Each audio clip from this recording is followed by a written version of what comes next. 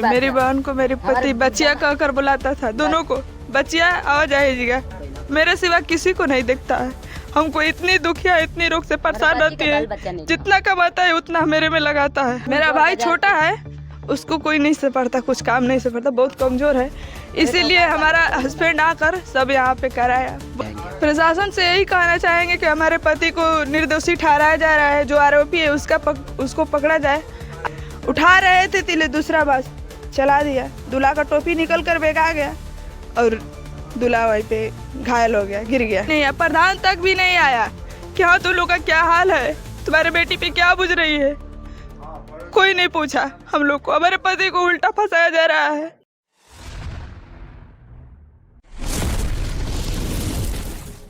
रखना चाहूंगा जरूर इनकी बिटिया से, जो सामने निकल के आई थी। इनके पिता ने भी जिक्र किया था कि जो सामने जो कि इनके बड़े दामाद से जो रिलेशन की बातें सामने निकल के आ रही हैं, अभी वो चीज़ें अब निकल के आ रही हैं। इनके पिता ने जिक्र किया था, ये बातें अब निकल के सामने आ रही कि आपके जो हस्बैंड है, पति हैं, उनसे बताया जा रहा है कि रिश्ता चल रहा है आपके सिस्टर से। तो इसके लिए आप क्या कहेंगे, खुल के बताइएगा, क्योंकि ये चीज़ आप देखिए सामने निकल के आ रही हैं धीरे धीरे। इल्ज़ाम ये उसके तरफ से भी लगाया जा रहा है।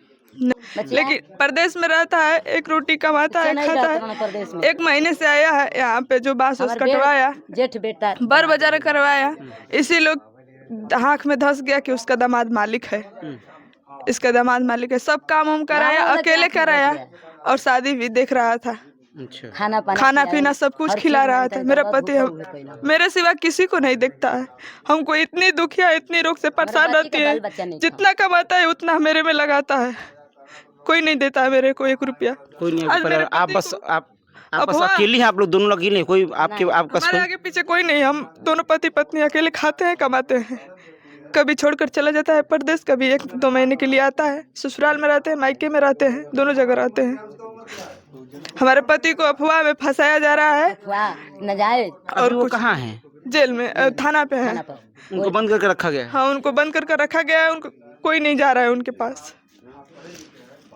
मेरे पति के पास। मतलब ये जो इल्जाम लगाया जा रहा है वो भी बुनियाद है, झूठ में उनको फंसाया जा रहा है, फंसाया जा रहा है। वो चीजें सब चीज देख रहे थे, मतलब मालिक बन गए हैं, तो वही चीजें गढ़ रही हैं लोग। नहीं, 1 महीने से आया था ना, वो बाजार कराया, सब सामान खरीदवाया, बांस कटवाया, माड़ो गड़वाया, अकेली, कोई समय नहीं था। तो वो तो सब लोग करते हैं, जो भी बड़े दामाद रहते हो तो वो जिम्मेदारी संभालते ही हैं, कोई भी जाते हैं तो। मेरा भाई छोटा है, उसको कोई नहीं से पड़ता, कुछ काम नहीं से पड़ता, बहुत कमजोर है, इसीलिए हमारा हस्बैंड आकर सब यहाँ पे कराया। बोले कि मेरी बहन है तो आपकी भी बहन है, चलिए वहाँ पे कर दीजिए, कोई नहीं मेरे माँ बाप का है।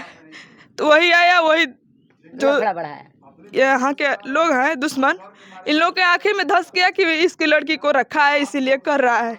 बताइए, किसी का दामाद बड़ा रहता है तो ससुराली में आता है तो करता है ना, अपना सास ससुर करता है ना, अपने सास ससुर को, अपने माँ बाप को। इसीलिए हमारे पति को फंसाया जा रहा है। क्या कहना चाहेंगी आप प्रशासन से, योगी आदित्यनाथ जी से, या फिर और भी जो भी जनप्रतिनिधि उनसे क्या कहना चाहेंगे? प्रशासन से यही कहना चाहेंगे कि हमारे पति को निर्दोषी ठहराया जा रहा है, जो आरोपी है उसको पकड़ा जाए, इंसाफ मेरे बहन को मिलना चाहिए।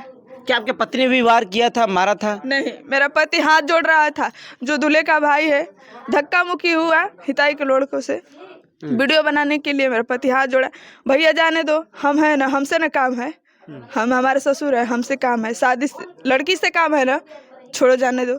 मामला शांत हो गया, उन लोग मान भी गए, फिर भी इन लोग मौका खोज रहे थे, पता ना किधर से आकर दूल्हे पे वार कर दिया। कह रहे हैं कि आपके हस्बैंड ने दूल्हे पे वार किया है, मारा है। ये गलत बात है, दूल्हे पे वार नहीं किया मेरा पति, उनको तो खुद ही बाराती मार कर जब गया छुड़ाने अपने भतीजे को, जो दूल्हे का भाई है मार रहा था उसको, तो गए कूद कर, हम लोग दोनों आशीर्वाद दे रहे थे लड़के लड़की को।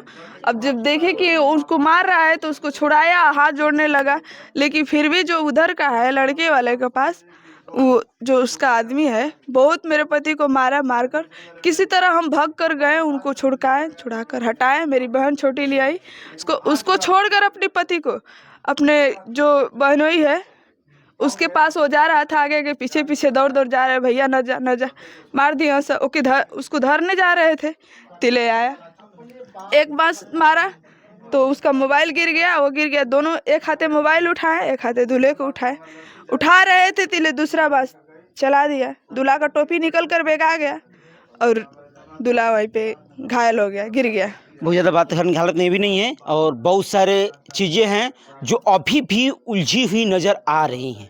ये चीज़ें इतनी उलझ गई हैं, इतनी चैन की तरह बंध गई हैं कि प्रशासन को और इसमें खुद कप्तान साहब को इन्वॉल्व होना पड़ेगा इस चीज़ को, इस गुत्थियों को सुलझाने के कि जो इल्ज़ाम एक तरफा और एक तरफ यानी हर एक तरफ से इल्ज़ाम यहाँ पे भी लगाया जा रहा है, इनके दामाद पे भी लगाया जा रहा है और जो मेन आरोपी हैं वो लोग अभी गिरफ्त से बाहर हैं, लोग घूम रहे हैं, फरार हैं।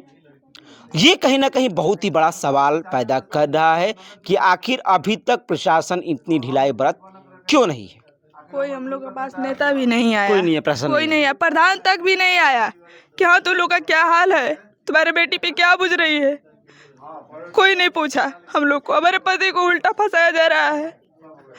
कोई नहीं मेरे पास आया कि हाँ उसके घर तक, उसको माड़ो तक भी देखा जाए, कोई नहीं आया। ये आंखें बतला रही हैं, ये चेहरे हैं वो बतला रहे हैं। जरा सी भी शर्म नहीं आई आप लोगों को कि आपने किसी का घर उजाड़ा है, उस गरीब परिवार का घर उजाड़ा है। आपने पुरानी रंजिश को लेकर के आए और एक घर का परिवार उजाड़े, कम से कम शर्म आनी चाहिए थी। इतने बुज़दिलित वाली जो आपने वारदात की, जो काम किया आप लोगों ने ना, जिसका अंदाजा नहीं लगा सकता है। योगी आदित्यनाथ जी से मेरा नम्र निवेदन है, कप्तान साहब से मेरा नम्र निवेदन है कि वो इस चीज़ को खुद देखें और हो सके तो उनके घर पे बुलडोजर तक चलवा दें, क्योंकि योगी बाबा की सरकार में ये माना जाता है कि अपराधियों के घर पे बुलडोजर चलता है। अब देखना ये रह गया है क्या इन लोगों के घर पे बुलडोजर चलता है कि नहीं, या फिर इन पे भी नेताओं का, सांसदों का हाथ आता है सर पे। वैसे मेरा नाम संतोष है और आप भारत न्यूज़ TV 24 देख रहे थे। धन्यवाद।